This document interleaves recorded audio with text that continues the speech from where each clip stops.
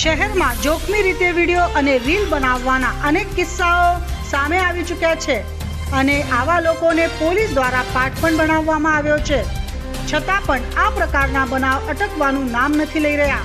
હવે એક બાળકના હાથમાં બુલેટની સ્ટીયરિંગ આપી હોવાનો વિડીયો સોશિયલ મીડિયામાં વાયરલ થયો છે. આ વિડીયો પાંડેસરા વિસ્તારનો હોવાનું કહેવાય રહ્યું છે. વિડીયોમાં એક યુવક પોતાની સાથે બુલેટ પર એક બાળકને બેસાડી લઈ જતો નજરે પડી રહ્યો છે. એટલું જ નહીં, યુવક દ્વારા બુલેટનું સ્ટીયરિંગ બાળકના હાથમાં આપી દેવામાં આવ્યું છે.